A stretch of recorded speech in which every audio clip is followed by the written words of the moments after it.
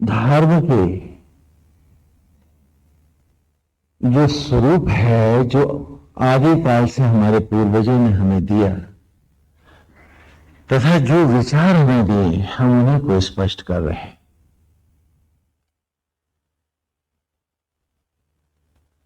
सत्संग, ये शब्द भी हमें अब स्पष्ट हो रहा है कि सत्संग का अर्थ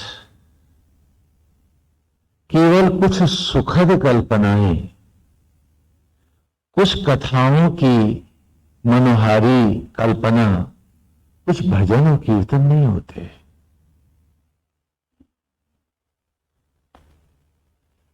भजन कीर्तन और कथाओं का रसानंद आध्यात्मिक मनोरंजन तो है, लेकिन ये पूरी तरह से सत्संग नहीं हो सकता। सत्संग शब्द का अर्थ है सत्य का संग करना, और सत्य का संग करना तभी संभव है जब पहले हम सत्य को जाने कि मैं कौन हूं, मेरा सत्य क्या है, मेरा रूप क्या है। और यहां जानने का अर्थ से नहीं कि स्वामी जी अब हम जान गए हैं। ये जानना नहीं है। जानना तब जानना है कि जब वो मेरी लाइफ का पार्ट हो जाए, या मेरा जीवन संपूर्णता से उस विचार में ढल जाए।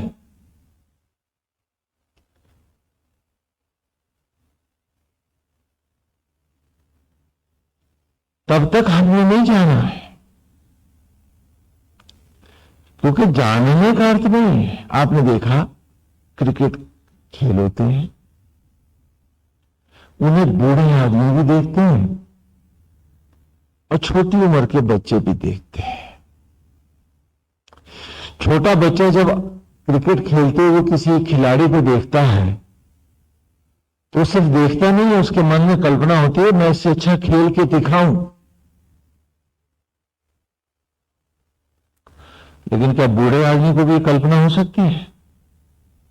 बोलो। तो जब तुम्हारे संकल्प बूढ़े हो जाते हैं, जब उनमें वो बालपन की कोमलता, वो टेंडरनेस नहीं रहती है,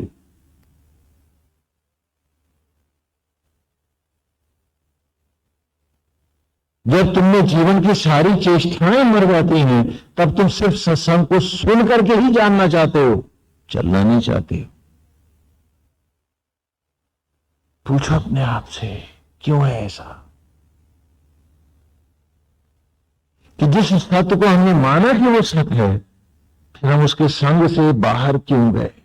उसके विपरीत हमने वो संग क्यों किया? क्या हमने अपने आप को अशक्त, निढाल, कायर मान लिया? नहीं कि जो हमने सुना हम उसमें ढले क्यों नहीं? इसलिए कथाओं को जाना नहीं जाता, जिया जाता है।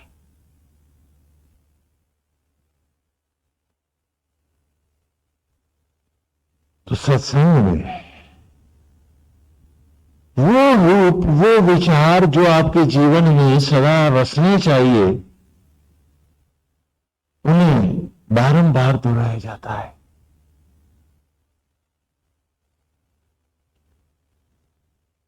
ये जानते हुए भी कि आप जानते हैं, फिर भी दोहराते हैं उन वाक्यों को। क्यों? क्योंकि उन वाक्यों के साथ अभी आप जी नहीं पा रहे हैं,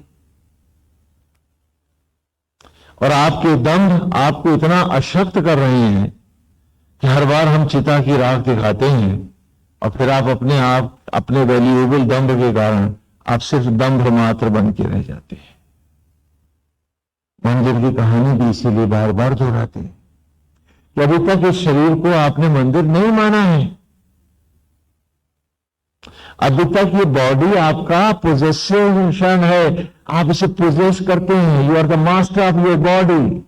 आपको सब सुनने के बाद भी कि नेचर ही ने से मट्टी से मनुष्य बनाया है और आत्मा बना रहा है, आज भी आप मानते नहीं हैं, हम जान गए हैं, मानते नहीं है। अगर आपको उस बच्चे का भाव होता जो क्रिकेट देख रहा है, तो आपके मन में कल्पना होती कि अब तो बहुत अच्छे से इसमें जी के दिखाएंगे, न कि खाली जानते हैं हम। Remember this. इसलिए बहुत सी ऑटो सजेशंस को, जिन्हें विचारों को संत और ऋषि और वेद आपको देना चाहेगा, उस विचार को बार बार डिफरेंट एंगल से फिर आप तक लाएगा। क्यों? क्योंकि जानने के लिए नहीं, जीने के लिए। हम सब जानते हैं कि पलखी जैसा चबूतरा है, 100 बार स्वामी जी बतला चुके हैं। आपको ये भी लगता होगा कि बार बार क्यों दोहरा रहा है ये? इसीलिए दोहरा रहा हूं कि आज भी तो आपने से मंदिर माना नहीं है। जानते हैं तो उस जानने का क्या मतलब? तो जब एक बार कोई विचार आपको मंच पर से दोबारा दोहरा कर दिया जाए, तो तुरंत अपने भीतर उसे 100 बार दोहराइए और पूछिए अपने आप से कि क्यों नहीं जी पा रहे यार इस स्तर पर। तो यहां रिपीटिशंस का रिपीटेड पर्पस होता है, क्योंकि वो विचार जो आपकी जीवन की लाठियां हैं, जो आपकी जिंदगी की राह है, वो भले आपको कड़वे भी लगेंगे तो हम बार बार आपको देना चाहेंगे। क्यों देना चाहेंगे? क्योंकि आप खाली जान रहे हो, ले नहीं पा रहे हो। यहां से बाहर निकलते ही शरीर से अब कोई मतलब नहीं है, अब इस शांत जगत के अलावा आपके पास कोई सोच बाकी नहीं है।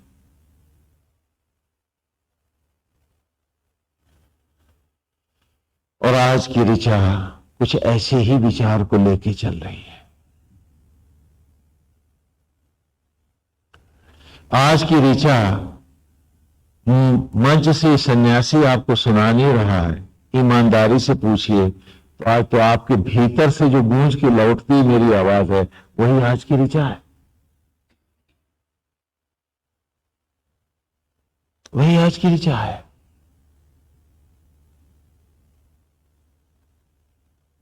कि वे कब सुधरेंगे हम,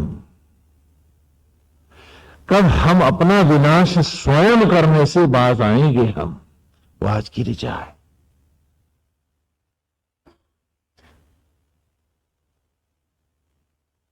आज की ऋचा में आप अपने से ही पूछोगे कि तुम कहते हो कि तुम जानते हो, तुम कहते हो कि तुमने सत्संग किए, तुम कहते हो कि जो तुमने सुना है वो तुम्हारी समझ में भी आया है। वेद पूछता है तो फिर तुम जिए क्यों नहीं हो? क्या तुम बिल्कुल ही टूटे हुए कायर आदमी हो? आत्मा के रहते हुए भी तुमने कोई संकल्प शक्ति नहीं है? यदि है तो आज पूछना है तुमको, कितनी ऋचाएं जो वेद की तुम सुन के आए हो, उसमें तुम जी क्यों नहीं पा रहे हो? सहला क्यों हो अलग तुम उससे?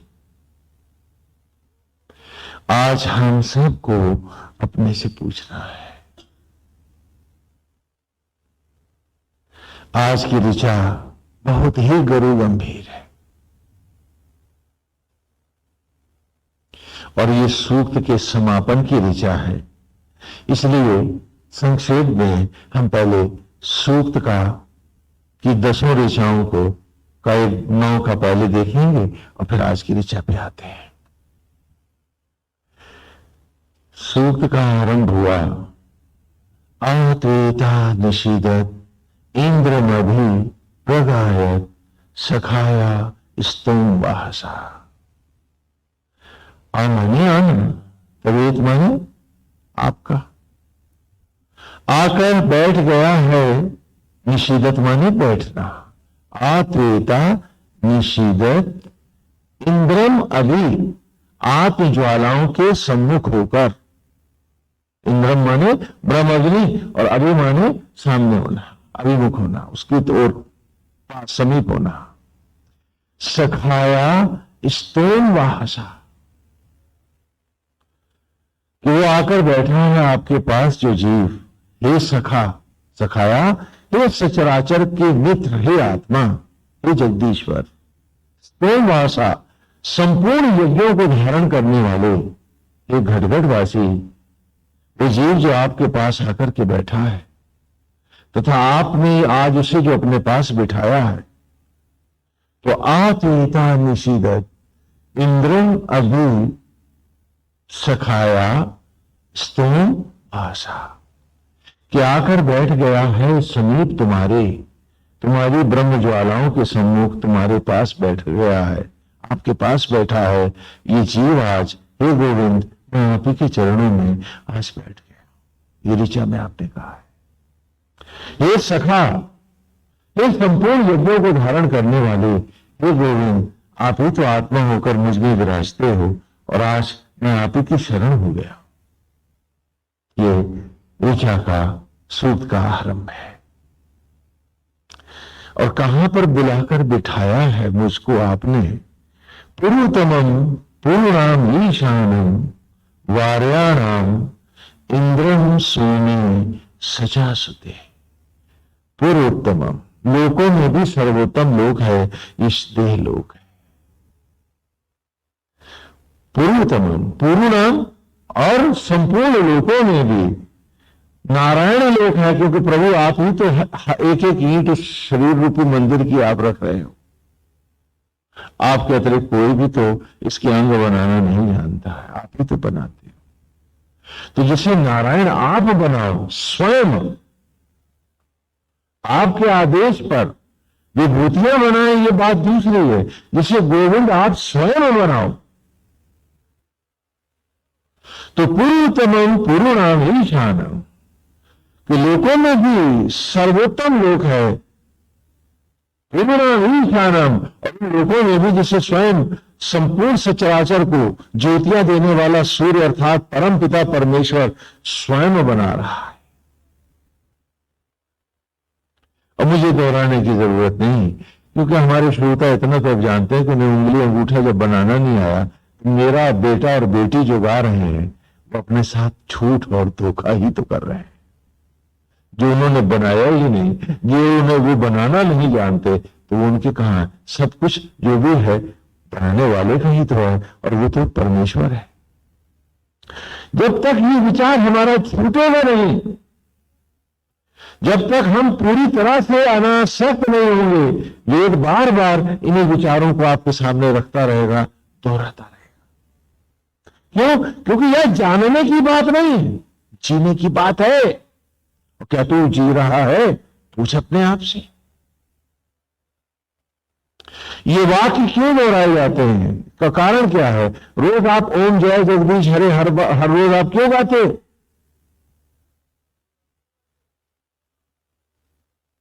एक ही आरती को रोज रोज क्यों गाती हो तुम? पूछो अपने आप से।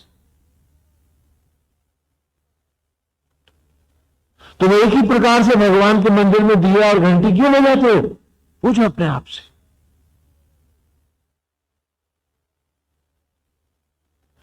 क्यों? क्योंकि अभी तक इस विचार से तुम अलग हो, जानते तो हो, मानते नहीं हो, जीते नहीं हो इसमें, इसीलिए तो कर रहे हो। और जिस दिन ये आरती तुम्हारे जीवन में उतर जाएगी, ये सुबह और शाम की आरती नहीं रहेगी, हर सांस की आरती हो जाएगी। बोलो, समझ में आ रहा है? तो कहा पूर्वोत्तमम, उसने कहा कि देवों में भी सर्वोत्तम लोक में बैठे हो, लेकिन क्या तुम मानते हो? क्या तुम मानते हो कि ये मंदिर है? क्या तुम मानते हो कि देवालय है? और क्या मानते हो कि तुम पूरी ईमानदारी से पुजारी की भावना से इसमें जियो? क्या तुम मानते हो कि ईश्वर का बनाया है ये? जानते हो? मानते कहां हो? मानते तो इस शरीर के साथ हमें कौन है जो मिसबिहेव करता, जो ईर्ष्या में, द्वेष में, लोभ में जाता, जो ईश्वर को मार के कल के लिए भयभीत होता, क्योंकि जिसका आज नारायण मरेगा नहीं, उसे कल की चिंता सताएगी कैसे? पूछो अपने आप से।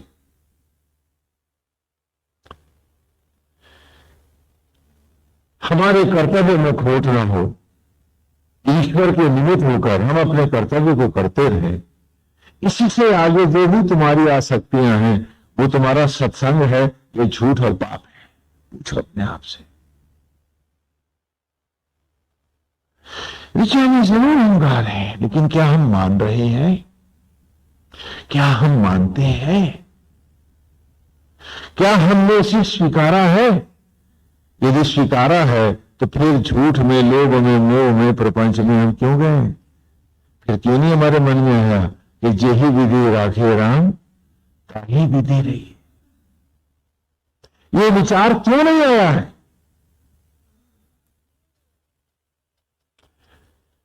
केवल विचारों को जानने से कल्याण नहीं होने वाला है, और केवल सुनने वाला सत्संगी नहीं होता है। जो उस सत्य को ले जाके उसका संग करके हर साथ जीता है, वही सत्संगी होता है।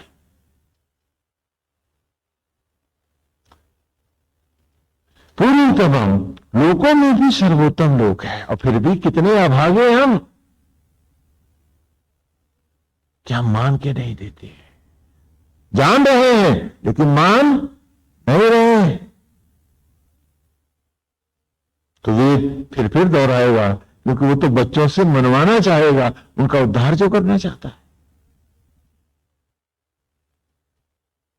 कि पूर्वतमम पूर्णाम ईशानम, कि लोगों में भी सर्वोत्तम लोग है। ये स्वयं परमेश्वर बना रहा है और विराज रहा है तुम्हारे इस मंदिर में आत्मा होकर। और क्यों बनाया है? वार्याणाम, तुम्हारा वर्ण करना चाहता है, तुम्हें अपने सीने से लगाने के लिए, अपने जैसा बनाने के लिए प्रभु ने ये लोग बनाया है, और तुम उसके जैसे नहीं, आसक्त जगत की जैसे होना चाहते हो। तो उस जानने का क्या मतलब? जिसे तुमको जानना था, जान करके हर सांस में दोहराना था। कितनी बार इस शब्द को कि शरीर मंदिर है, इतनी बार दोहराओ तुम, कि हर विचार जब कोई काम करने के लिए उठो तो वो विचार फिर आके खड़ा हो, सावधान, ये प्रभु का देवालय है, ईश्वर के काम ही आएगा, इसका गलत इस्तेमाल न करना, नहीं ईश्वर के सामने तू लज्जित खड़ा होगा, सर भी तो न उठा पाएगा।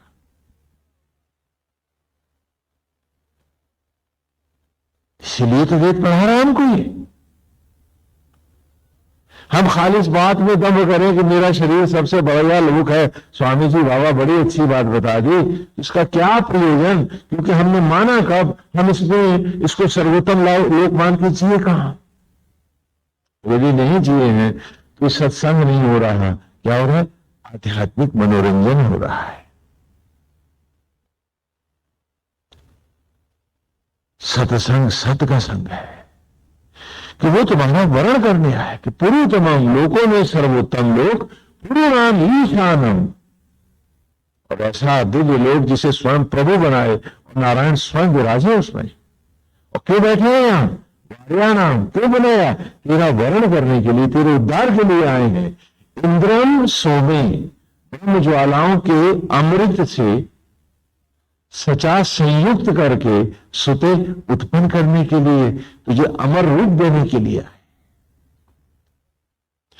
हम में कौन है जो मानता है इस बात को?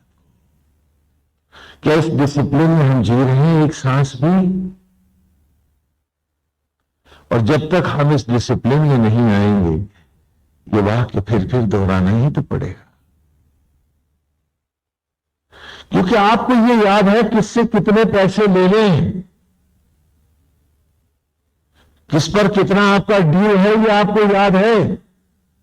लेकिन ये वाक्य याद है क्या? तो उसको भी तो रटाना पड़ेगा, याद कराना पड़ेगा। It's not that you know it. Have you accepted it? वो सवाल है इसका। क्योंकि यहां प्रवचन का उद्देश्य न तो बुद्धि विलास है, न ज्ञान विज्ञान का चमत्कार दिखाना है।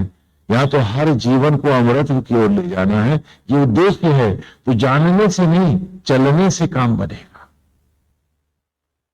बोलो, समझ में आ रहा है? तो इसीलिए कहा कि पूर्वतमं पूर्णाम ईशान।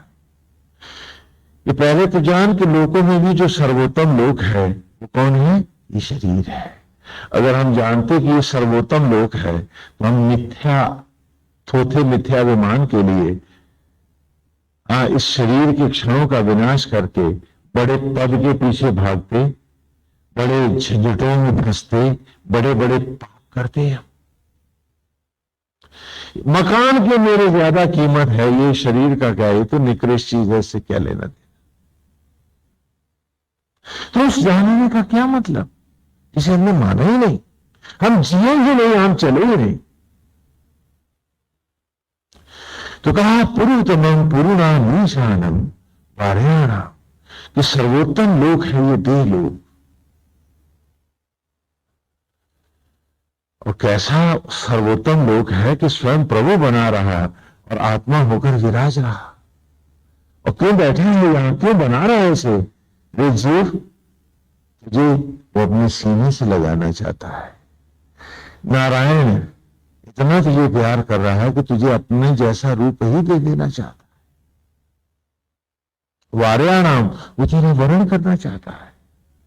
इंद्रम सोमे सचा सुते, अपनी ब्रह्म ज्वालाओं के संयोग से उन अमृत को पिलाकर उसी से संयुक्त कर तुझे उस ज्योतिर्मय रूप में प्रकट करना चाहता है। तुझे क्षण भंगुर से अजर अमर अविनाशी बनाना चाहता है।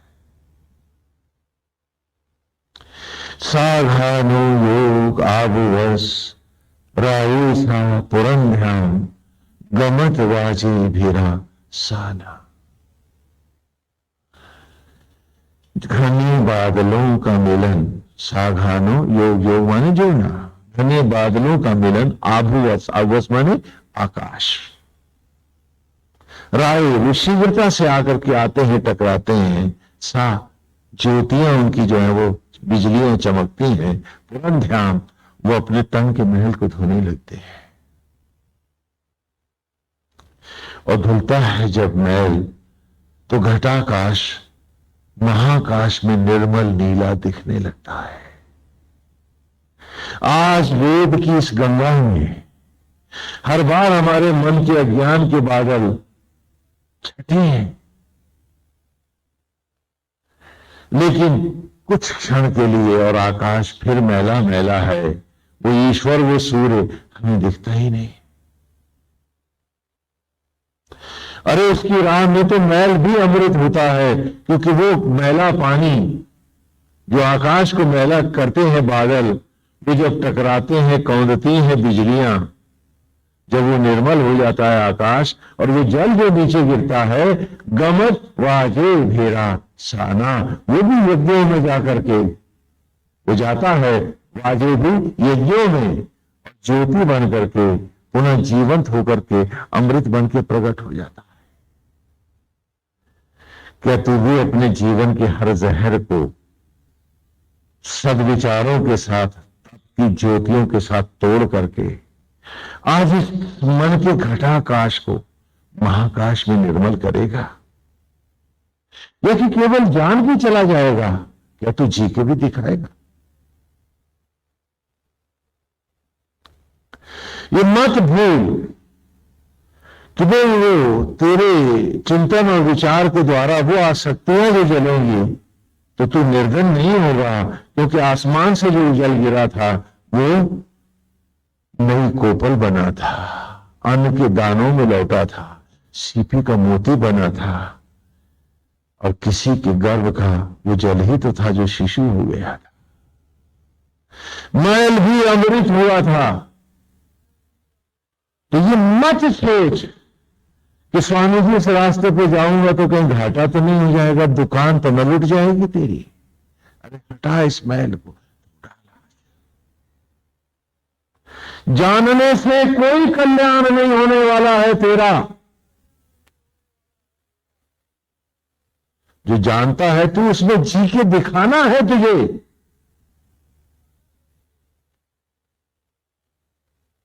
और जो छूट रहा है मैल तेरा भौतिकताओं का, भयभीत ना हो, वो भी अमृत हो जाएगा।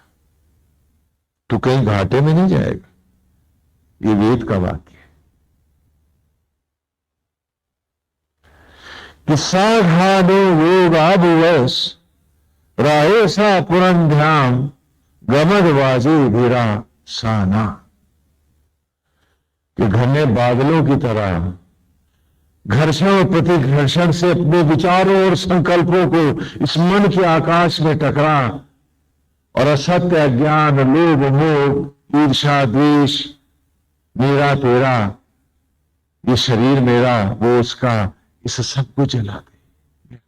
इनको लड़ा आपस में सत्य की ज्योतियों से, और ये मैल भी जो गिरेगा तो घबरा नहीं, ये भी अमृत हो जाएगा, शुभ हो जाएगा, क्योंकि उसकी राह में वो तो पतित पावन है, वो तो पाप को भी पुण्य कर देता है।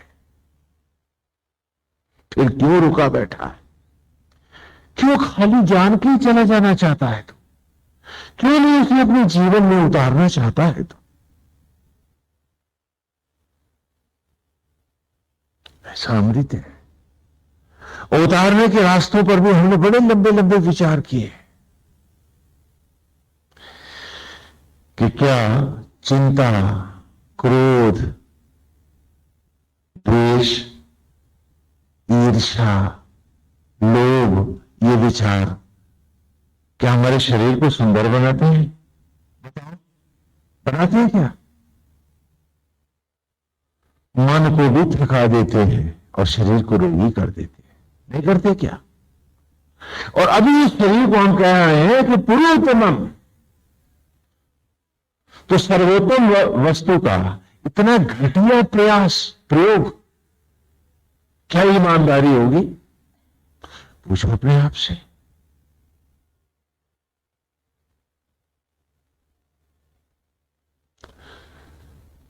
पूछो अपने आप से।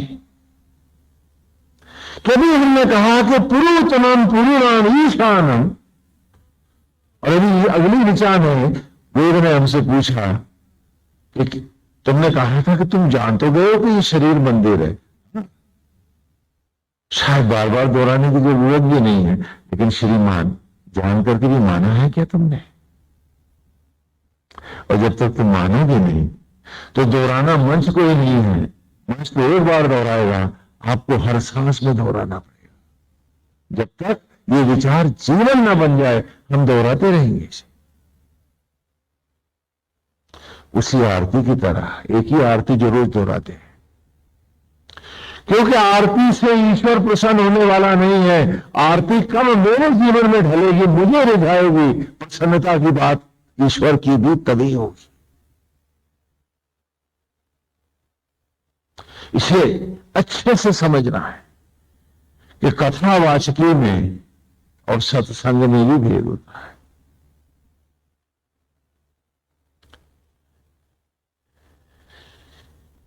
अपने आप से पूछना है कि क्रोध क्या किसी भी समस्या का समाधान है? ये तो स्वयं में महापाप है। क्यों? क्योंकि क्रोध से विवेक नष्ट हो जाता है, नहीं होता क्या? और जब मैं किसी पर क्रोध करता हूं तो मेरे और उसके बीच के स्तर भेद समाप्त हो जाते हैं। नौकर पे गुस्सा कर रहा हूं तो मुझ में और नौकर में फर्क क्या रहा? क्योंकि स्पर्धा बराबर वालों में होती है और क्रोध स्पर्धा कराता है, तो हमको, जिसे हम गलत कह रहे हैं, उसके बराबर ही तो खड़ा कर देता है। तो फिर ये कौन सी समझदारी है? ये क्यों चढ़ बैठता है हम पे? हम हर बात में उद्विग्न क्यों होते हैं? जिस दिन सावधानो योग हम मांझने लगते हैं, अच्छे विचारों और बुरे विचारों को घर्षण करने लगते हैं, तो मन निर्मल होने लगता है। वो मैल भी जो गिरता है वो दूसरों के लिए अमृत बन जाता है, एक दिशा बन जाता है कि तू भी ऐसे मांझ। और ये एक व्यक्ति नहीं करता है, उसके वंश की राह हो जाती है, वंश अमर हो जाते हैं। कितनी बड़ी बात वेद ने कही है। और एक ऋचा ने क्या किया? चिंता करने से क्या तुम्हारी समस्याओं का समाधान होता है? चिंता से तुम्हारा चेहरा मनहूस हो जाता है, चेहरे की आहब चली जाती है, तन और मन रोगी हो जाते हैं। तो चिंता तो अपने में एक नया समस्या बन के तुम्हारे सामने घर आके बैठ जाती। और चिंता से कोई समाधान तो होता नहीं, तो फिर ये पाप क्यों करना? मांझा तुमने विचार को। जब तक ये विचार तुम स्वयं नहीं मांझोगे, जानने से काम नहीं बनने वाला। तुम्हें मांझना होगा अपने इस घटाकाश को, इसे महाकाश में निर्मल करना होगा। साघानो यो आबुवश। और अब नहीं करोगे तो कब करोगे? अजर अमर हो क्या? कितने दिन बाकी है? बोलो, समझ में आ रहा है? ये सूक्त नहीं है, ये हमारे जीवन की अमृत धाराएं हैं। लेकिन इनको जानने भर से यदि आप सोचते हैं कि आपका कल्याण होने वाला है, तो आप अपने आप को धोखा दे रहे हैं। आपको इसमें जी के दिखाना है। ये सौगंध और संकल्प भी तो चाहिए।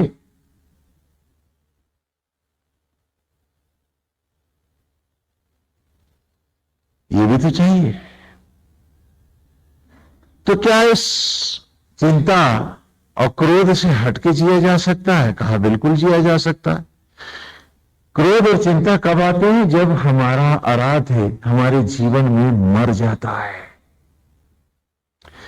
जब हम अपने इष्ट की हत्या करते हैं।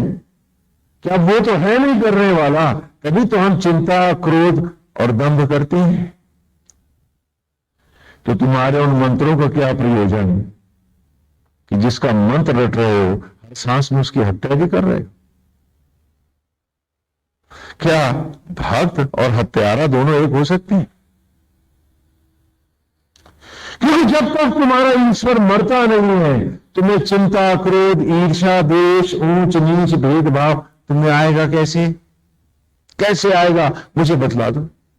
स्वामी जी, नहीं, पूजा भी करते रहे थे और ये भी कर लिया था, हो सकता है क्या? क्या किसी निषिद्ध स्थान पर बैठ के आप भोजन कर सकते हो?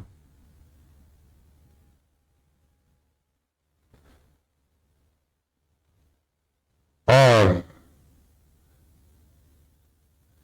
शौच आदि क्रियाओं में लगा व्यक्ति साथ साथ भोजन भी खा सकता है? पूछो अपने आप से। तो how are you doing all this? क्यों नहीं मांझ रहे हो तुम अपने आप को? ये ऋचा क्या पूछ रही है आपसे कि खाली जान लेने से आप सोचते हो कि आपका उद्धार होने वाला है। इस ठगी को परमेश्वर नहीं मानने वाला।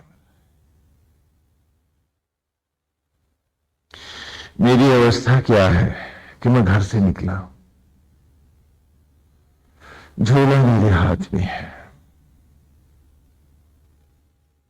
जा रहा हूं, एक खेत के पास से गुजरता हूं तो खेत का मालिक नहीं है वहां पर। सब्जियां उगी हैं, झट से चुरा करके सब्जियां झोले में भर लेता हूं। किसी ने देखा नहीं तो चोरी का।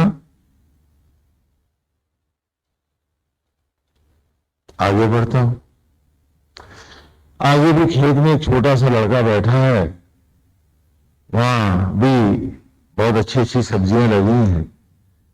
मैं जबरदस्ती तोड़ लेता हूं, वो रोकता है तो मैं उसे घुड़ा करके देता हूं। ये डाका डाला है, लेकिन इसमें दफा जब लगी नहीं तो ये डाका कहां है? आगे बढ़ा तो वहां वो आलू उखाड़ रहे हैं खोद खोद के जमीन से। उनसे कहा कि कुछ दे दो, उनका पहले आके मदद करूं। तो यहां काम सेवा करी और बदले में उसे वहां से भी मिल गया, वो भी झोले में डाल के आगे बढ़ता हूं। तो वहां जब गया, आगे देखा तो बहुत अच्छे बाग में फल लगे हैं, लेकिन वहां सभी आदमी मुझसे तगड़े बैठे हैं। तो मैं विनती करके भीख मांग करके ले आता हूं। बड़ा खुश हूं, बड़ा प्रसन्न हूं मैं। मेरे झोले में ढेर सारा सामान है, आज तो बहुत बढ़िया खाना बनेगा। और घर आकर के जो झोला उल्टा तो झोला खाली है, क्योंकि पेंदा फटा हुआ था और चिता की लकड़ियों पर हम सब हताश पड़े थे, दोनों हाथ खाली थे। और अंधों की तरह यही करते रहे, जानते रहे, लेकिन माना नहीं, किया वही जो नहीं करना था मुझे। क्या इसी को वेद पढ़ना कहते हैं? हम सब पूछे अपने आप से।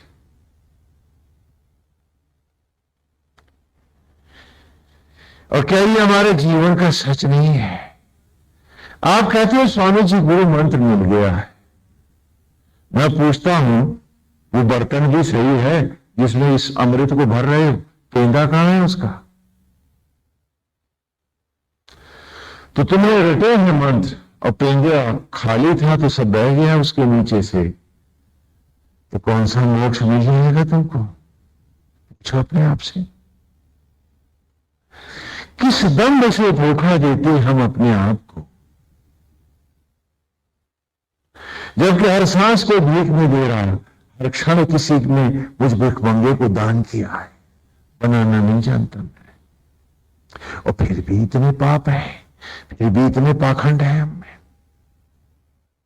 हम सब अपने आप से पूछे,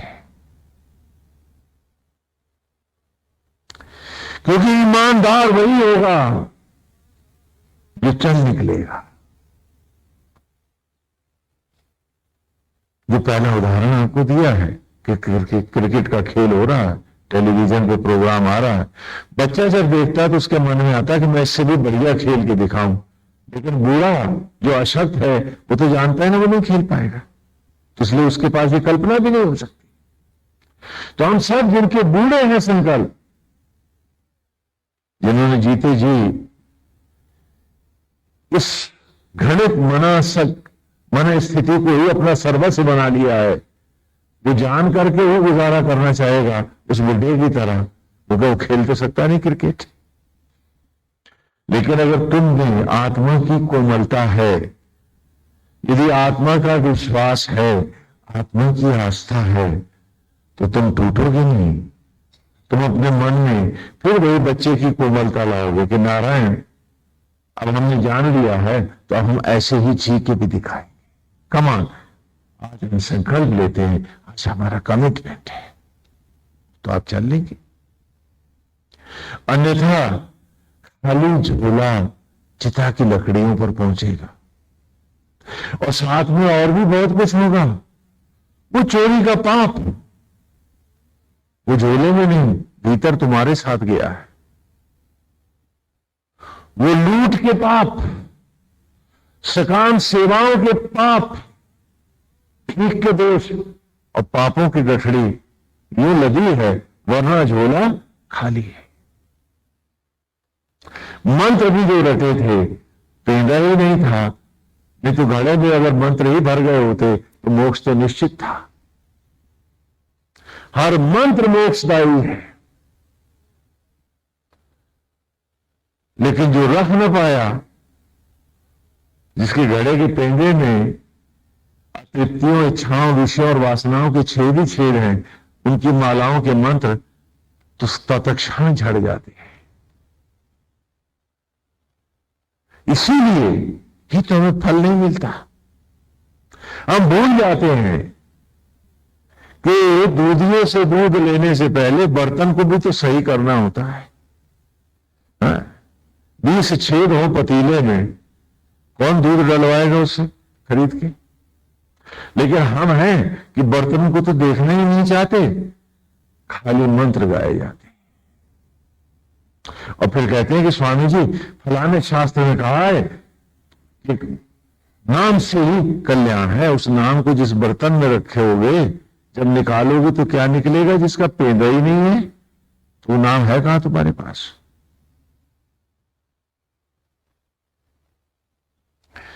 और नाम लेने का अर्थ तो उसमें डूब के जिएगा जो, वही तो लेगा नाम।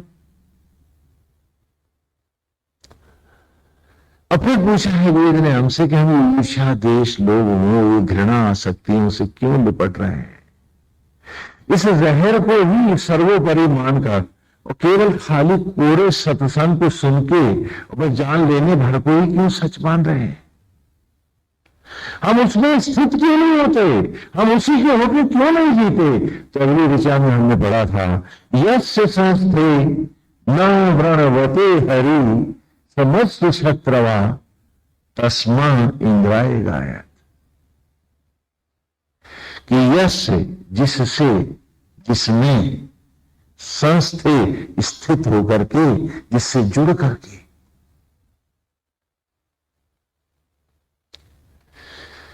जिस ईश्वर से, आत्मा से जो मेरे भीतर बैठा है, जो मुझ में जुड़ा है, उससे यदि लौट के मैं भी जुड़ जाऊं तो यश के संस्थे, जिससे जुड़ करके न व्रणवते हरि, नहीं जीत पाती मौत भी मुझसे। समस्त शत्रवा, और सारा संसार भी बैरी हो, समस्त संपूर्ण सचराचर भी बैरी हो जाए, शत्रवा शत्रु हो जाए, तो भी मैं अपराजित हूं, मारा नहीं जा सकता। तो उससे मैं जुड़ करके, मैं लौट करके फिर उसी असत्य, अज्ञान, झूठ, लोभ, मोह में क्यों चला जाता हूं? क्षुद्र उपलब्धियों को ही सब कुछ मानकर जीने की कल्पनाएं क्यों सजाता हूं? मैं पूछूं अपने आप से। और इस पूर्व तमाम इस दिव्य लोक को और इसके क्षणों को केवल बदले में, ईर्ष्या, द्वेष में, झूठी चाहत और मिथ्याभिमान में, वो क्षण जो मैंने बनाए नहीं है, मैं उन्हें क्यों बर्बाद करने चला जाता हूं, है ना? और स्थित होता हूं इन विचारों में, कहता हूं कि मैंने वेद जान लिया है। क्या बात है? गुरुकुल के छात्र तो अभ्यास करते थे जब बच्चों को हम पढ़ाते थे। वेद विद्वता के लिए नहीं, आचरण के लिए पढ़े जाते हैं, याद रखो।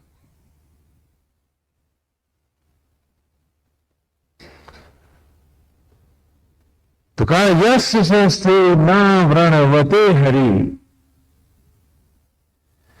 समस्त शत्रवा तस्मा इंद्राय गायत। अरे ये वेद उसकी गीत है कि जो जुड़ जाता है उससे, तस्मा, तस्मई, उनको, इंद्राय, ये ब्रह्म की ज्वालाएं, ये यज्ञ की अग्नियां गाती हैं, अर्थात धन्य करती हैं। जानने वाले का कल्याण नहीं होता है। जो जान करके भी फिर आसक्त जगत में लौट जाता है, वो तो अपने साथ सबसे बड़ा भीषण विश्वासघात कर जाता है। और जो अपने साथ इतना बड़ा विश्वासघात कर रहा है, वो सगा किसका?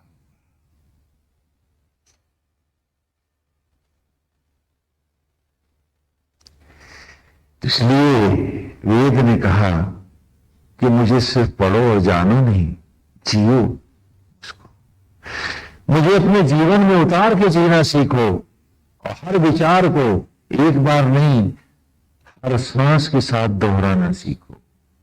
ये शरीर मंदिर है, ये देवालय है। नारायण, मैं अभी तक इसकी मर्यादा में नहीं जी पाया हूं, नहीं जी पाया हूं, नहीं जी पाए हम, ये सच है। और इसमें कोई झूठ नहीं है। जिस दिन इसकी मर्यादा में हम जी पाएंगे, रोमांच ही रोमांच होता रहेगा, सुख ही सुख बरसता रहेगा। न रोग होगा, न बीमारी होगी, न विपत्ति होगी, न व्याधि होगी। आज भी कितने भाग्यवान हैं हम सब कि वेद को सुन पा रहे हैं और समझ भी पा रहे हैं। आसक्तियों में फंस करके लुट गए मन, तो इस कदर कुंठित और अशांत हो जाते हैं कि उनको विचार दो तो वो सुन भी नहीं पाते हैं, समझ भी नहीं पाते हैं। तो ये भी तो उसकी दया है कि हम सुन भी रहे हैं और समझ भी रहे हैं। और कल यदि ये कृपा भी उसकी हट गई तो हम तो इसके भी अधिकारी ना रहेंगे। तो किस दंभ से अड़े बैठे हैं हम सब पूछें अपने आप से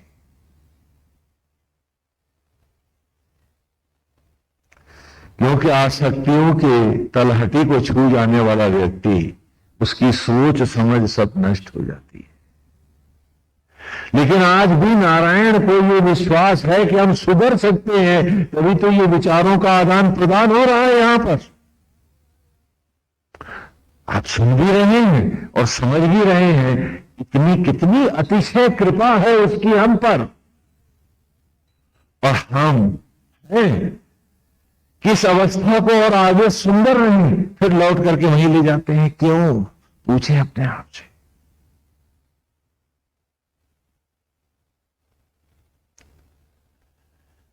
कि क्यों हो जाता है ऐसा? क्यों हो रहा है बारंबार हमारे साथ?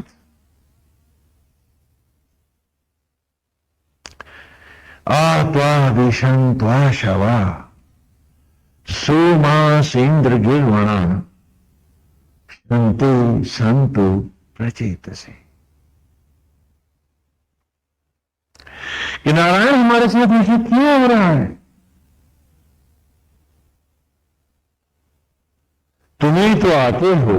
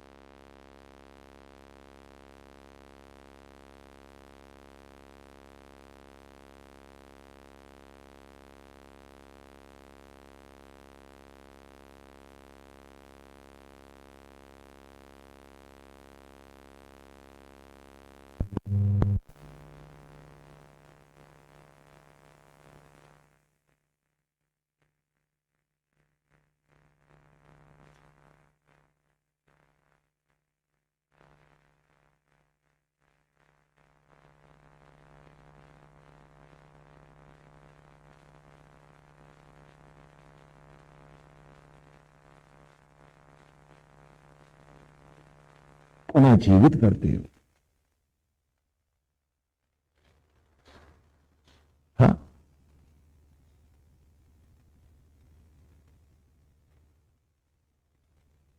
आप न होते तो हम कहां होते। इससे पूर्व की ऋचा ने कहा कि सुत पावने सुता तुम्हें शुचि यंतु वीतो सो मासो बद्याशिरा। कि सुत पावने सुता, अपने द्वारा उत्पन्न किए हुए को भी सुत माने उत्पन्न किए हुए, पावने माने पवित्र। तो सुत पावने सुता, हमें पुनीत करके उत्पन्न करने वाली मां, भस्मी से अन्न में लाने वाली है अग्नि। आप कह सकते हो कि बार बार स्वामी जी हरिजन यार हमको धरती और मट्टी क्यों दिखाते हो? क्यों? क्योंकि कल वहीं सोना है तुमको। दो रास्ते, या तो गगन जाना है, नहीं तो यहीं भटकना है। और इसी सत्य को भूल करके ही तो हम पाप में आ रहे हैं। यदि ये भूला ना होता तो हम आसक्त क्यों कर हुए होते? वही बात है कि सुत पावने सुता, पवित्रता परम पवित्र को भी दुर्गंध को सुगंध बनाकर पवित्र कर उत्पन्न करने वाली ये मां, तुम्हें सोचियो ऐसे पवित्र किया तूने। यंतु वीत है जो तुझ में व्याप्त हुए, कितने पवित्र हुए। सो मास हो, अमृत के सागर से जैसे सूरज क्षीर सागर में गगन में उठाता है अंधेरों को चीरता हुआ, उसी प्रकार ये शरीर हमारे दुर्गंध से पावन वनस्पतियों में और दुर्लभ तन को है। हे नारायणी, आत्मस्थ होकर जब हमने आत्मा को ही अपने आप को अर्पित किया और तुझसे जुड़कर जीने का, आत्मा से जुड़ के जीने का संकल्प लिया, इस क्षण भंगुर जीव को, इस मनुष्य को तूने स्वयं ज्योतियों से उसी की ब्रह्म ज्वालाओं में यज्ञ कर ब्रह्मांड से ऐसा ज्योति बनाकर उत्पन्न किया जैसे गगन में सूरज उगाया था कि बड़े बड़े देवता, ऋषि और भगवान भी अमर होने का वर न दे पाए जिनको। हमने चर्चा करी थी कि रावण ने कहा मुझे अमर कर दो, ब्रह्मा ने कहा मेरे बस में नहीं है और वर मांग लो। हिरण्यकशिपु ने कहा मैं अमर हो जाऊं, लेकिन परमेश्वर ने कहा वो संभव नहीं है। लेकिन हे ब्रह्म अग्नि और हे आत्मा, जो तुझमें गए अमर हो गए, और कैसे हतभाग हम कि जानते हुए भी तुझ तक ना आते हैं, फिर बाहर भाग जाते। सब तेरा क्या कि जिन शब्दों को, जिन वाक्यों को मुझे मालाओं से भी कहीं महीन करके सांस जपना था, वही भूल जाते हैं और आसक्त जगत ही रह जाता। क्यों होता है ऐसा? कि त्वं सुतस्य पीतो, अगली दिशा थी ना, त्वं सुतस्य पीतो सद्यो वृदो अजाय था ज्येष्ठाए सुकृत। तो अपने द्वारा उत्पन्न किए हुए को हम सबको, हम जब पुनः पुनः को अर्पित हुए, अपने आप को तुल्य निचोड़ा हमने, तो अपने द्वारा उत्पन्न किए हुए को पुनः ग्रहण करके यज्ञ करके, सद्य माने नित्य, अजर अमर, वृद्ध माने वृद्धि, अमरता की उत्थान, अजाय था जन्म दिया था, प्रकट कर दिया कि हम पुनः आवागमन के लिए पितृयान पर चिता की लकड़ियों पर नहीं गए थे। हे अम्बे, हे गोविंद, आप ही की कृपा से, ब्रह्म ज्वाला और आत्मा के आप ही की दया से हम अजर अमर रूप को पा गए थे। और आज आप ही से जुड़कर जीने में हमें सुख नहीं मिलता है, कभी तो दुखों और पाप की तरफ, असत्य और अज्ञान की तरफ भाग जाते हैं हम लोग। क्या क्या विषंता शवा इंद्र सोमास गिरवना शांति संतु प्रचेत से, कि आत्वा आकर तुम विषंत संतप्त, विषंत माने संतप्त, और शवा माने मृत, मृत शरीर को, संतप्त क्षण को भी जब छू जाते हैं, तो तुम हे आत्मा, हे यज्ञ, हे ब्रह्म अग्नि, हे आदि भवानी, तो क्या होता है? मंगल होता है। शांति संतु प्रचेत से, कि मंगल शांति की ओर हमें ले जाते हैं और अमृत दे देते हैं। और हम हैं कि सत्संग तो अमृत का करते हैं, और आचरण विचार व्यवहार में हर सांस मौत ही मांगा करते हैं।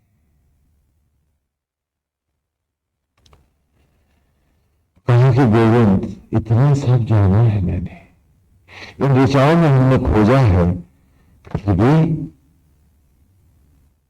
फिर भी मैं अपने को धोखा देने से पास नहीं आता हूं। ये जानते हुए भी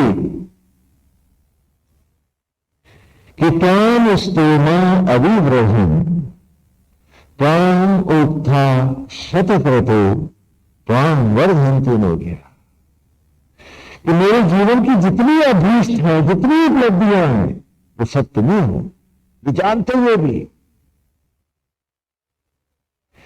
कि तन तूने दिया है, पेट भी तू ही भरेगा उसका, मुझे तो तेरे निमित्त होकर अपने कर्तव्यों को ही पूरी ईमानदारी से करना है, न आसक्त होना है, न चिंता करनी है, न क्रोध करना। क्योंकि चिंता, क्रोध, ईर्ष्या, द्वेष, लोभ, मोह करने वाला व्यक्ति कर्म नहीं कर सकता, क्योंकि वो एकाग्र नहीं है, और जो एकाग्र नहीं है वो कर्म क्या करेगा? और हम हैं तो सोचते हैं चिंता ही एक कर्म है, द्वेष और लोभ ही एक कर्म है, इसीलिए तो मन सत्संग से हट विसंगतियों में चला जाता है।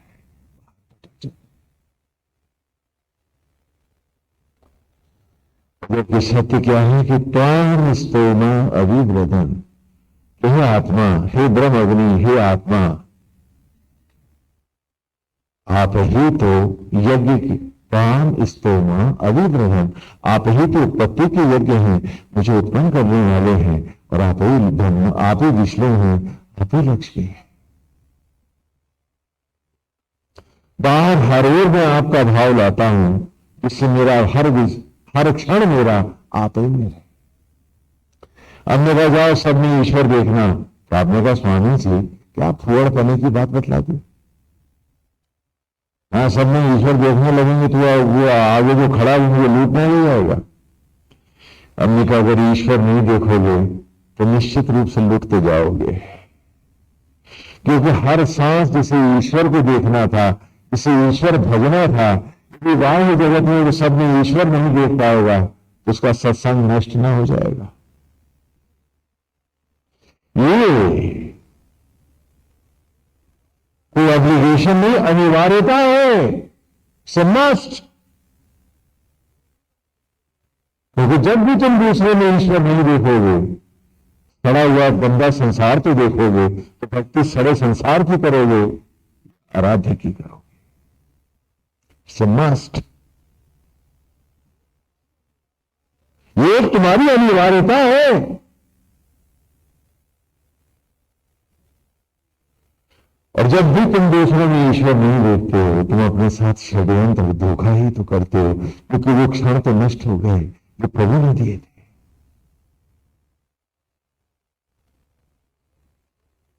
उन दुर्लभ क्षणों को तो नष्ट कर रहे हो तुम, जब सदमे राम नहीं देख पा रहे, और जिसके हर सांस में राम नहीं बसा है, उसकी माला राम तक पहुंचेगी कैसे?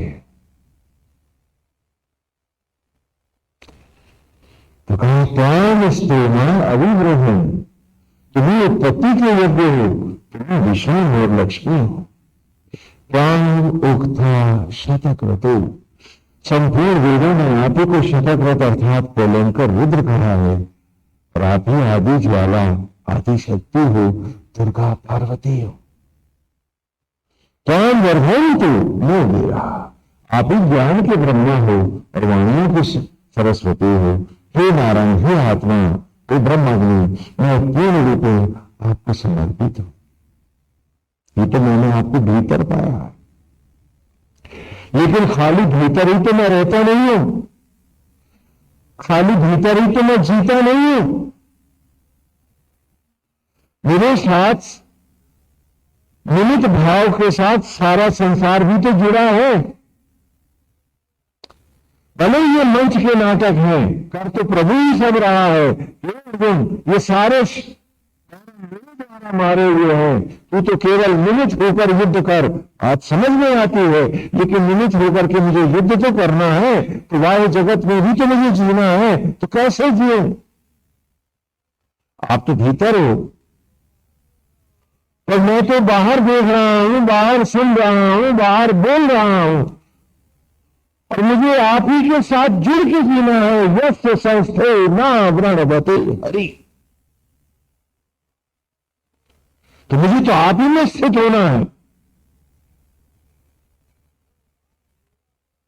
जब आप मेरा वर्ण करना चाहते हो, तो आपसे हट करके मुझे कुछ मानना भी तो नहीं है, क्योंकि आपसे हट के यदि मैं मानूं तो मैं महाचरित्रहीन हूं। मुझसे बड़ा पतित कौन होगा? तो ये बताइए कि क्या फिर मैं आंख मूंद के भीतर ही जीऊं, बाहर न जीऊं क्या? ये समस्या किसी ऋचा ने आगे लिया है। क्या क्षितोति स्नोदिनम वाजम इंद्रा सहस्रिणम यस्मिन विश्वानि अंशया, जैसे सीपी में बंद मोती है अक्षित होती, अथवा बंद पलकों में ये प्यारी पुतली है। स्नेहदिनम, स्नेह से को इस प्रकार जो भीतर बैठा है उसे सब में देख, तो बाहर भी राम को दे रहा हूं, राम से ले रहा हूं। नारायण आप ही का निमित्त हूं, आपसे दिया है, आपसे लिया है। लेकिन आपकी मनोहारी छवि को ही प्राणी मात्र में देखूंगा, भीतर बाहर सिर्फ आप ही कहो कि जीऊंगा। क्या ऐसे नहीं जिया जा सकता?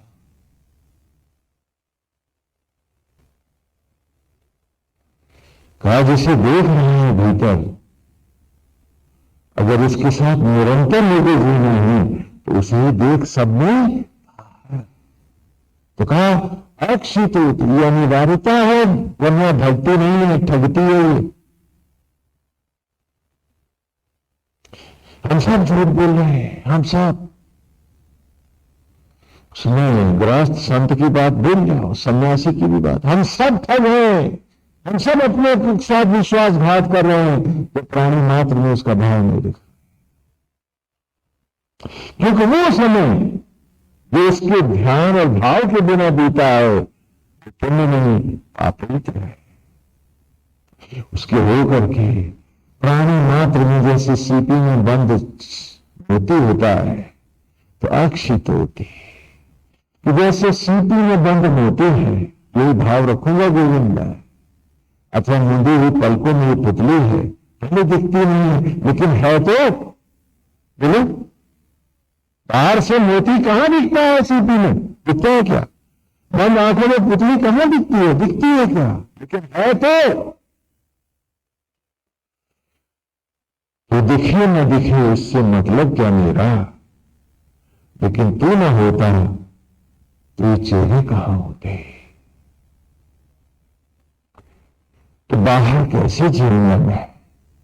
अक्षितोपि स्मृतिमम्, जैसे सीपी में बंद मोती है, जैसे मुझे रूप पलकों में ये प्यारी पुतली है। स्मृतिमम्, हे स्नेह सिद्ध इदम हित मेरे प्राण प्यारे, इस प्रकार मैं तुझे सब सीपियों में देखूंगा, तो बाहर भी जीऊंगा क्योंकि तेरे में ही तो जीऊंगा। क्या बात है! और हम हैं कि भीतर भी उसमें कहां जिएंगे? आंख मूंदेंगे तो फलाने का बदला, फलाने की ईर्ष्या, फलाने का देश। अभी बाहर तो क्या जीते, भीतर भी नहीं जीते उसके साथ हम। तीन मालाओं का आडंबर क्या है, हम पूछ रहे अपने आप से, पूछ रहे अपने आप से। अरे कब तक हम ये बचकानी हरकतें करते रहेंगे? हम पूछें अपने आप से।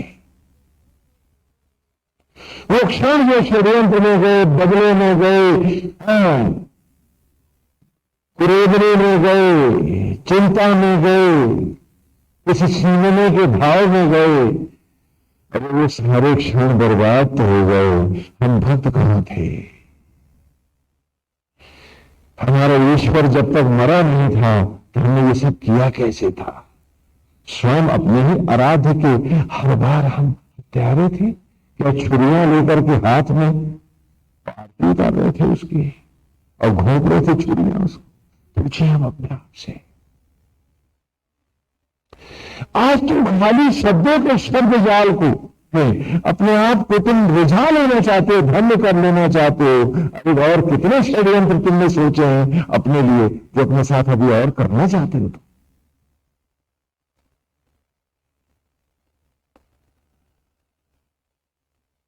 तो कहा अक्षित होती, सीपी में बंद मोती की तरह। नारायण, अब आप ही को सब में देखूंगा गोविंद।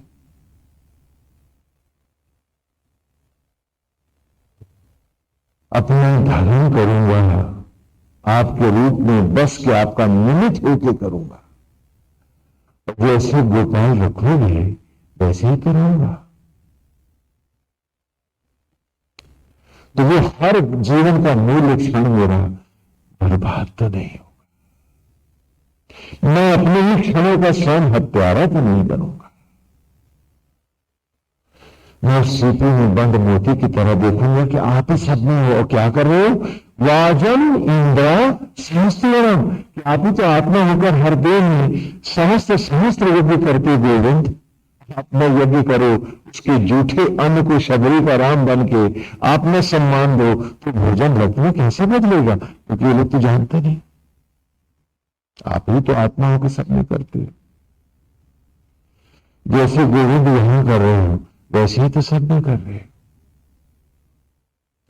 यस्मिन विश्वानि पौंसवा, जिसके कारण ही कि ये क्षण भंगुर संसार फिर उदय हो रहा है, फिर प्रकट। यदि ये संसार में होता तो बाहर मेरी जरूरत क्या होती? आप हो तभी तो ये जगत है। तो जब आप ही के द्वारा ये वहां जगत भी है गोविंद, इन सबों में मैं आप ही को क्यों नहीं देखूंगा? और अपने उचित धर्म को स्थिति प्रज्ञ होकर के, जैसे मंच पर नाट्यशाला के पात्र यथा अभिनय और संवाद बोलते हैं, जानते हैं सब लड़के हैं, हमने कोई दशरथ कौशल्या नहीं, लेकिन फिर भी मंच को मंच की मर्यादाओं में ही धारण करते हैं। उसी प्रकार वाह जगत को गोविंद आपकी रामलीला का मंच क्यों न मान लूं, और नाटक को यथा संवाद निर्वाह करता हुआ अपने आप को हर जगह निमित्त मानता हूं, क्योंकि वस्तुतः निमित्त हूं। निमित्त पति हूं, निमित्त पुत्र हूं, निमित्त भाई हूं, निमित्त घरवाला हूं, निमित्त नौकरी पेशा वाला हूं, निमित्त बिजनेसमैन हूं। क्योंकि आप हट जाओ तो ये शरीर ही मेरा नहीं, इस शरीर में भी निमित्त पुजारी हूं। जिस दिन जब भी ये विचार खोते हैं तभी तो हम भटकते हैं, और यही आज की ऋचा है। आज की ऋचा खोलें। आज की ऋचा हमारी नहीं है, आप सबकी है, हम सबकी है। क्योंकि वेद में ये हमारा एक ईमानदार विचार है जो हमारे सामने खड़ा है। क्या? कि मानो मरता अभिद्रोहन तनोना इंद्र विद्वणन ईशानो यमयावद।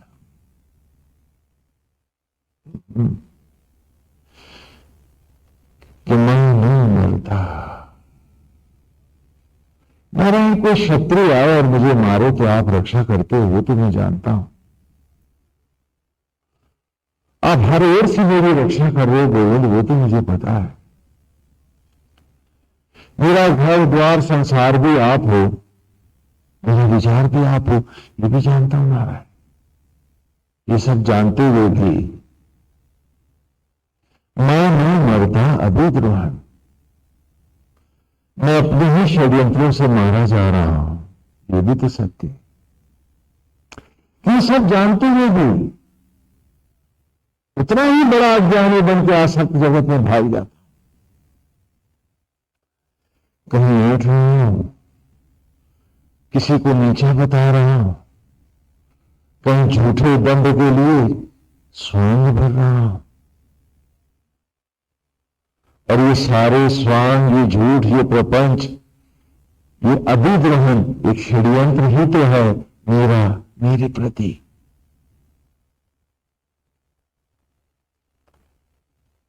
कि तुम मुझे शत्रुओं से बचाओ नारायण, वो तो ठीक है। कि सारे शत्रु भी चाहे तो मुझे मार नहीं सकते, वो भी सच है। लेकिन मैं तो अपने षड्यंत्रों में अपने को स्वयं मार रहा हूं। तो गोविंद मां मानी नहीं मत, नो मानी हमको, मरता मानी मृत्यु, अभिद्रोहन मानी षड्यंत्र। कि नारायण हम अपने ही षड्यंत्रों से न मारे जाएं, गोविंद आप ही हमारी रक्षा। हम तो पतन के उस कगार पर जा खड़े हुए हैं। हमारा दंड तो हमारे इतने ऊंचे सर चढ़ गया है, नारायण अपने षड्यंत्रों की भीड़ में हम स्वयं खो गए हैं। याद ही नहीं हमको ये सारे षड्यंत्र जो मैं दूसरों के लिए कर रहा था, जो मैं शत्रुओं के लिए कर रहा था, जो मैं तथा कथित अपने के लिए कर रहा था, सारे षड्यंत्रों में वो नहीं, मैं ही मर रहा था, मेरा ही जीवन नष्ट हुआ। इतने घिनौने षड्यंत्र रचे, और उस पर भी सबसे बड़ा षड्यंत्र मुझ बंदी का देखो गोविंद, मैं अपने को सबसे सियाना भी मान रहा था कि मैं सब जानता हूं, बाकी सब तो बहुत छोटे। और नहीं जान पाया तो अपने षड्यंत्र ही नहीं पढ़ पाया मैं। यह आज की ऋचा है। ये वेद में हम सब एक साथ गा रहे हैं, अपनी असलियत बयान कर रहे हैं कि जागते वेदी के जीवन का सोना छितरा रहा है, राख का ढेर बनते जा रहे, आधी जिंदगी आधी राख, 4 कदम और चिता की लकड़ियों पर राख का ढेर उठा था जहां से, वही लापता कुदरत ने उसको, कि तू इस काबिल नहीं था, तू इस काबिल है। तेरी सारी चालाकी, तेरी सारी समझदारी, तेरे सारे षड्यंत्र आज तुझे यहां लिया है। तो मानी मरता अभी द्रोह, हे गोविंद हमको हमारे षड्यंत्रों से बचा दो हे नारायण।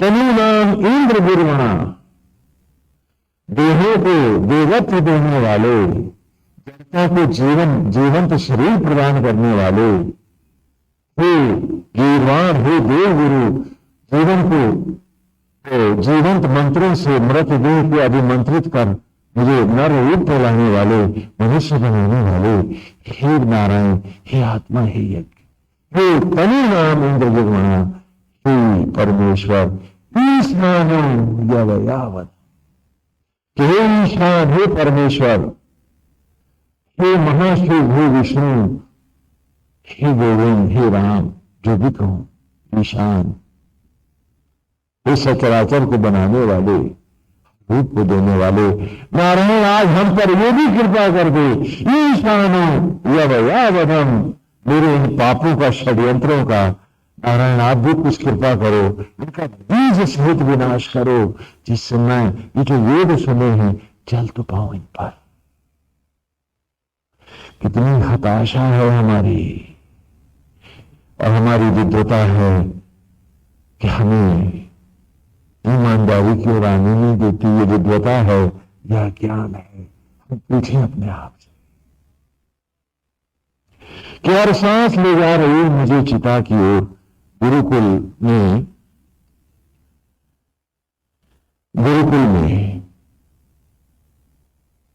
जब हम बच्चों को सुशिक्षित करते हैं, जैसे कि बार बार, क्योंकि गुरुकुल में ही बैठे हैं, 11 साल के लड़कों को हम ये ऋषि पढ़ाते हैं जनेऊ के बाद, है ना। इसलिए बार बार मंत्र भी दोहराता हूं कि शायद इस बार तुम्हारे आचरण में उतर आए, सांस में बच जाए। और आपके सामने तो एक ही बार दोहराता हूं, लेकिन सांस सांस में अपने लिए भी तो वही दोहराते हैं, क्योंकि जरा सी असावधानी, कितना ऊंचा भी पहाड़ तुम चढ़ चुके हो, निचली सबसे निचली चट्टान पर पटके गिलाकर, और जितने ऊंचे उठे उतनी ज्यादा चोट देगी।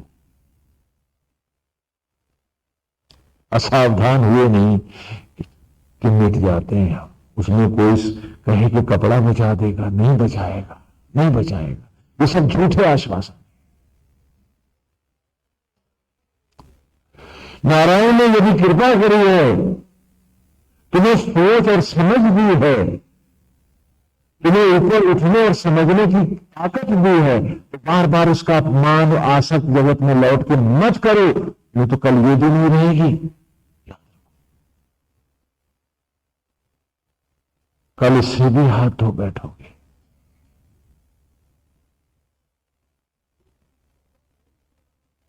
ये भी बहुत बड़ी नियामत है, परमेश्वर के द्वारा दी हुई बड़ी कृपा है। मैं सुना रहा हूं, आप सुन रहे, सुन ही नहीं रहे, समझ भी रहे। जरा उनको जाके देखो, ये स्तर भी खो चुके। तो इस सौभाग्य को तो हाथ से जाने न दो, और इस सौभाग्य को कुल्हाड़े हम ही तो लगा रहे हैं, फिर आसक्त जगत में भटक करके। कितनी मार खाएगा ये मानसिक स्तर हमारा, और कब टूट जाएगा कौन जानता है हमें। तो फिर उन्हीं पापों को क्यों दोहराएं हम। अरे चलो ना, इस बार गोविंद की हो जाए। तो बच्चों को हम नाटक में चिता का दर्शन दिखलाते थे। आप सब 5वें सूक्त में हैं, एक एक ऋचा करके हम बढ़े हैं, तो हमने महाभारत की भी चर्चा खूब की है कि 10 इंद्रियों के अर्जन से अर्जित ये जीव अर्जुन है। 10 सेंसेस का कलेक्टिव फॉर्म ही तो इंटेलेक्ट है, यही अर्जुन है। शरीर रथ है, आत्मा श्री कृष्ण सारथी हैं जो आज भी सांस और धड़कन से इस रथ को चला रहे हैं। तो जो पवित्र गांडीव है और मायाओं का महासमर महाभारत है। अब चिता का आज आपको एक हम दर्शन देते हैं, नाटक देते हैं। शायद ये नाटक आपको होने वाले उस कल से बचाकर दूसरी ओर ले चले। गोकुल में मंच पर 2 लड़के हैं, एक लेटा हुआ है, बस मंच का इतना ही दृश्य है आपके सामने कि एक बालक जो शिला सा लेटा हुआ है, एक बालक जो खड़ा हुआ है, और इन दोनों में ये विचारों का आदान प्रदान चल रहा है। ये मंच का नाटक चल रहा है, चिता का दर्शन है। पूछता है वो एक बालक दूसरे से कि क्यों रे महारथी, आज क्यों हुई तेरी ये गति, है ना। कालांतर में ये नाटक नाट्यों में भी होते थे, भरतनाट्यम में, कथक में, वगैरह वगैरह में, है ना। बड़े सुंदर कलात्मक नाटक होते थे कि हम मौत का भी एक नाटक करते थे, दर्शन करते थे। उससे भयभीत नहीं होते थे, उसे हर क्षण पढ़ते थे कि जब मौत आना यकीनी है तो फिर इससे डरना कैसा।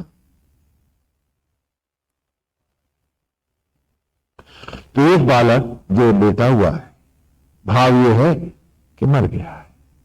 दूसरा जो खड़ा हुआ है, भाव ये है कि जीवित है। तो ये लड़का उस लेटे बालक से बात कर रहा है। सारे बालक और गुरुजन बैठे हैं, ये अभिनय चल रहा है, रहस्य लीलाओं के द्वारा जीवन का दर्शन। कहा कि क्यों ये महारथी, आज क्यों कर हुई तेरी ये गति। देखता हूं कि शरीर रूपी खंडित रथ में फंसा हुआ है तू। तेरा सारथी आत्मा भी तो नहीं दिखता मुझे।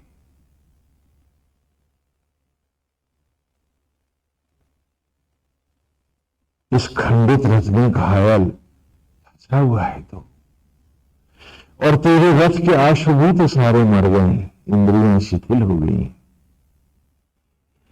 तेरे हतभाग कैसे आया इस अवस्था पर। वो अजर अमर अविनाशी सचराचर का सृष्टा, संपूर्ण ग्रहों नक्षत्रों को बनाने वाला सारथी बन के इस रथ पे बैठा था, आज तेरी अवस्था क्यों हो गई।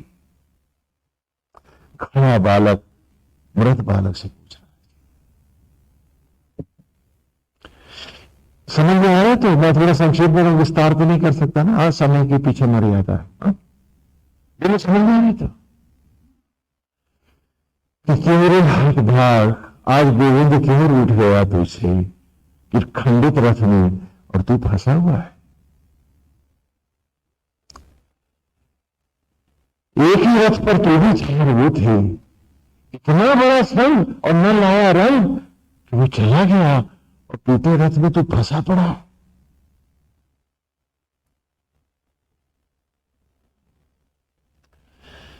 तो वो लेटा हुआ बालक उत्तर देता है, मत पूछ मुझसे कि क्या कर बैठा मैं। हर सांस मेरा सारथी, मेरा आत्मा मुझे जगाता रहा, बन के ऋचाएं मेरे इस ब्रह्मांड में मस्तिष्क में गूंजता भी रहा। तो चेत, ये महारथी चेत, मायाओं का महासमर है, जीवन का हर क्षण एक भीषण युद्ध है, महाभारत है। ये कहां विषय वासनाओं को जगाए बैठा है, क्यों विधर्मियों के सम्मोहनास्त्रों से फंसा बैठा है। मेरे अतिरिक्त तेरा इस संसार में दूसरा कोई नहीं। जाग, वो जगाता रहा मुझे युद्ध की ओर प्रेरित करता रहा, और मैं था कि आसक्तियों से जिनसे युद्ध करना था उन्हीं से लिपटा बैठा रहा। हम रही एक रथ पर एक दूसरे की ओर पीठ किए हुए, वो तो रथ चलाता रहा, पर वो आसक्तियां जिन्हें मुझे मारना था मैं उन्हीं का दोस्त बना। कितना बड़ा यथार्थ है, हमारे जीवन की हर सांस में हम सब ने यही किया है, सिर्फ यही किया है, और माला फेर के भगवान को धोखा देना चाह रहे हम सब ने।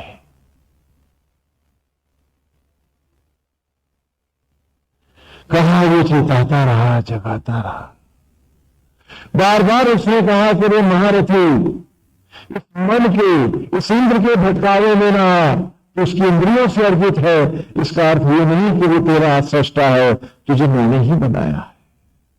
लेकिन इंद्र ने कहा, फंसता है इसके चक्कर में, जो दिखता नहीं, जिसे तू छू नहीं सकता, जिसे तू देख नहीं सकता, वो तेरा कैसे हो सकता है। इंद्रियों के द्वारा युद्ध न कर, इस विषांत जगत को भोग। आत्मा मुझे चेताता रहा और मैं इंद्र का भ्रमाया, विषयों के सम्मोहन आस्त्रों में, दंभ और मिथ्याभिमान में कि मैं बड़ा स्वामी जी हो जाऊं, मेरे बड़े चेले हो जाएं, मेरा बहुत बड़ा नाम हो जाए, इन दंभों में फंसा रहा। मैं बहुत बड़ा अफसर बन जाऊं, मेरे बड़े पद हो जाए, मैं इस दंभ में फंसा रहा। मेरा धंधा ऊंचा हो जाए, मेरे बच्चों का भी ये हो जाए, मैंने इसी को सब कुछ माना। आत्मा हर क्षण मुझे उनकी मायाओं के अस्त्रों से बचाता रहा, मेरे शरीर की रक्षा करता रहा, और मैं सदा उन्हीं की कामना करता रहा जो शत्रु थे मेरे, जो कंफ्यूजन थे, जो दंभ थे, जो क्रोध थे, जो मिथ्याभिमान थे। मैं सिर्फ उन्हीं के लिए जिया, मैं उन्हीं में भटकता फिरा।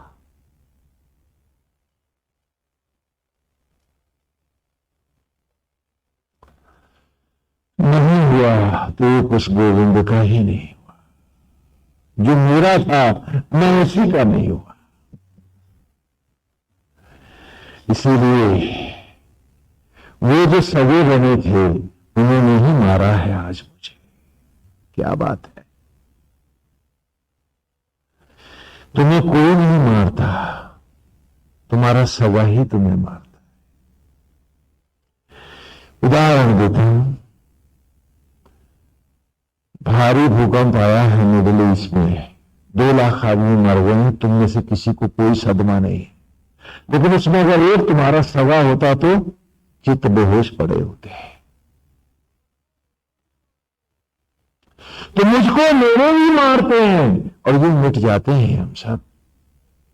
ये आसक्त भाव ही तो विष है, और उसी को हम अमृत मानते हैं, अमृत मानते हैं। इसीलिए यदि कोई हमको हमारा सत्य दिखाए बार बार तो हमें बुरा लग जाता है। क्यों? क्योंकि असत्य बताए तो ठीक है ना, वो तो हम मानते ही हैं,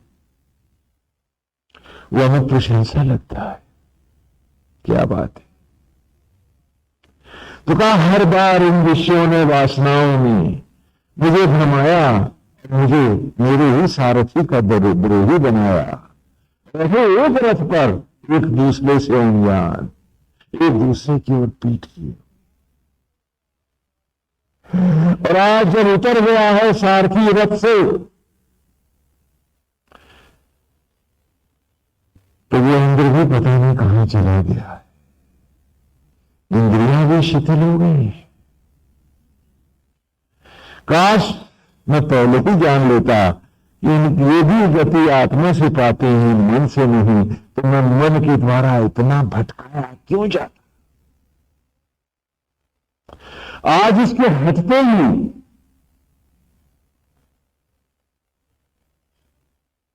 मेरे भाव भी शिथिल हुए। वो जो कहता था कि मैंने बनाया है तुझे, मैं तेरा पिता हूं, वो भी भाग गया है। घायल रथ में, इस खंडित रथ में घायल फंसा पड़ा। आज इंद्रियों में भी तो शक्ति नहीं रही है, वो इंद्र इनको भी शक्ति नहीं दे पा रहा है जो कहता था मैं बनाता हूं, क्योंकि इंद्र है इन इंद्रियों से अर्जित है। आज वो भी साथ छोड़ गया मेरा।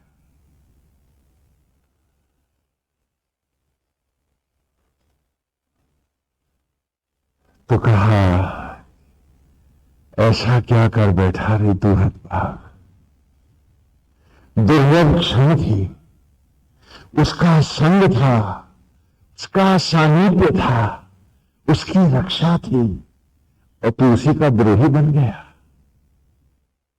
तभी तो तू बाहर बाहर उससे हट के भागता, और आज इस अवस्था को है। क्या भूल गया था कि तुझे को वही तो उठा के लाया था। अब मैं तेरा क्या करूं, क्योंकि युद्ध में योद्धा ही योद्धा के काम आता है। मित्र मैं तेरा क्या करूं, कहां से ढूंढ के लाऊं उस सारथी को।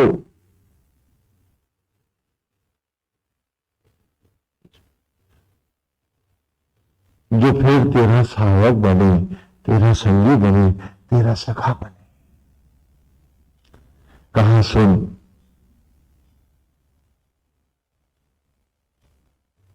तू मुझे इस रथ से अलग कर दे। कहा वो भी तो नहीं कर सकता। कहा क्यों? कहा क्या तू मेरा दोस्त नहीं, तू मेरा मित्र नहीं। कहा मैं तेरा दोस्त हूं, मैं तेरा मित्र हूं, लेकिन आज तुझे इस रथ से अलग कैसे कर दूं? क्या भूल गया तू गुरुकुल के वो क्षण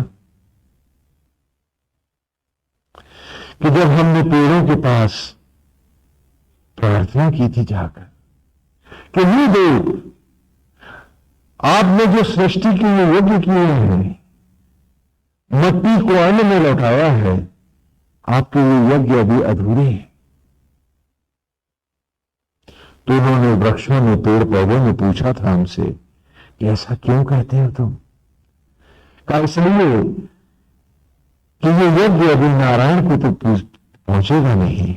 आप अपने इस यज्ञ के भाग को हमें अर्पित करें, अन्न को। मैं आपके सामने कसम खाता हूं, संकल्प लेता हूं, ब्रह्मचारी हूं, ये यज्ञ पवित्र मेरे हाथ में है। हम ऐसे ही स्वयं तोड़वाते थे पल। मैं संकल्प लेता हूं कि आपके द्वारा प्रकट किए हुए इस यज्ञ के भाग को मैं सामग्रीवत आत्मा को अर्पित कर इसे पुष्ट देह में लौटाऊंगा, और इस शरीर को पुनः आत्म ज्वालाओं में यज्ञ कर अमृत को प्राप्त होऊंगा। तो ये तन आपका दिया हुआ अन्न ही तो है, आपकी सामग्री भी यज्ञ के द्वारा ईश्वर को प्राप्त होगी। तो आपका यज्ञ जो अधूरा है, आपके यज्ञ भी पूरे कर दो और मुझे मोक्ष मिल जाएगा। तो आप कृपा करके मुझे ये अन्न प्रदान करें। आज आप जो दुकान से गेहूं का बोरा खरीद के लाते हैं, क्या वो पैसे इन पेड़ों को दी जाते हैं जिन्होंने बनाए हुए अन्न के दाने? अरे कितना पाप उठा रहे हैं हम सब, कभी सोचा तुमने?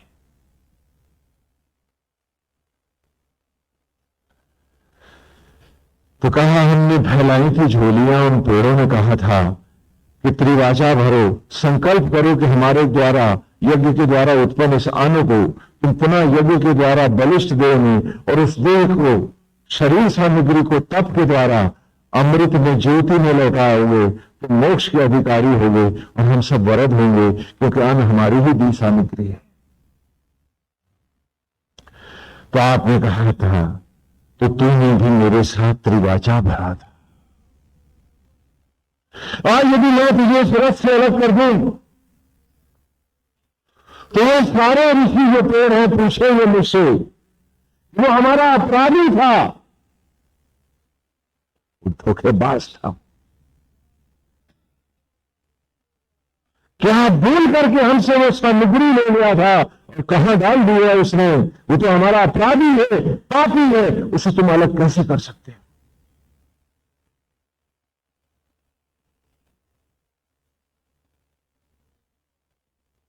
मैं तो ये रस से कैसे अलग करता हूं, क्योंकि मैं उन सबका द्रोही होऊंगा। मैं कैसे अलग कर दूं, मैं कैसे तेरी कपाल क्रिया करके तुझे अलग करूं, क्योंकि इतना बड़ा पाप भी तो मुझ पर आएगा, क्योंकि तू एक नहीं असंख्य यज्ञों का पापी है, द्रोही है। तूने उनके यज्ञ के अंश का विनाश किया है। तू कहता तूने रोटी खाई थी, टू व्हाट पर्पस? तो कहा, मित्र तुम शीघ्र उनके पास जाओ और उसे कहो कि वो त्राहिमाम बिगाड़ता है, वो यज्ञ को पूर्ण नहीं कर पाया है, फिर प्रार्थना करता है, उसे एक अवसर और दे दो, एक बार फिर उसके रथ की संरचना करो, और इस बार जब उस रथ पर आएगा तो एक कृष्ण का, सिर्फ एक कृष्ण का कीजिएगा। जाओ, शीघ्र जाओ, समय नष्ट मत करो। वो जो खड़ा हुआ बालक है उन पेड़ों के पास जाता है जो मंच पर पीछे खड़े है ना, समझ रहे ना नाटक है। तो उन पेड़ों के पास जाके कहता है कि हे ऋषिगण, हे देव, आपने जो यज्ञ किए थे, दुर्गंध को सुगंध में, पतन को पावन में लौटाया था, आपके यज्ञ से का वो अन्न भाग लेकर के वो जो गया था मेरा मित्र अमुक महारथी, वो यज्ञ नहीं कर पाया, वो मायाओं के महासमर में धराशायी पड़ा है, वो आत्मा गोविंद का ना हुआ, उसने यज्ञ कुंड की ओर देखा ही नहीं, वो तो 10 इंद्रियों को 10वीं बना, ये 10 दशानन रावण बना, बाहर बाहर ही भटक रहा था, वो भीतर गया ही कहां। लेकिन अब वो दुखी है, वो सच्चे मन से प्रायश्चित कर रहा है, वो त्राहिमाम पुकारता है। क्या तुम उसको एक बार फिर क्षमा कर दोगे? वो कह रहा, वो नए रथ की भी कामना करता है, क्या उसके लिए पुनः यज्ञ करोगे? तो पेड़ों से उत्तर आया, जवाब मिला, नाटक को बहुत संक्षेप करता जा रहा हूं। उत्तर मिला कि जाओ महारथी, कह दो इस हतभाग से कि वह असंख्य यज्ञों का पापी है, कि वो यज्ञ जो संकल्प पूर्वक उसने लिया था अमृत को पाने के लिए, उसने नहीं पाया है, तो खंडित हम भी खड़े हैं, यज्ञ हमारे नष्ट हुए हैं, इसलिए ले जाओ, हमारी गोद में ही उसे मिटा देना, हमारी गोद में ही सुला देना, क्योंकि हम भी नष्ट हो गए इस महासमर में। वो स्वयं ही नहीं नष्ट हुआ है, उसने हम सबको भी लज्जित किया है। और वो पेड़ गिरते जाते हैं, उन्हीं की हम चिता बनाते हैं और उसी पे उसको लिटाते हैं। और वो कहता है उससे कि भाग भाग रे हतभाग, कपाल क्रिया, शीघ्र जा, कहीं दूर न निकल जाए महारथी तेरा, हो गया गोविंद तो तू पाएगा क्या? और वो पेड़ जो सो गए थे भस्मी में लौट गए थे। फिर उन्हीं सिद्धों ने, इन पेड़ों ने, इन ऋषियों ने पुनः यज्ञ किया था, नई पोपलें फूटे थी, फिर अन्न बना था, और फिर तुम आए थे। क्या हर बार अब पराजित होकर जाना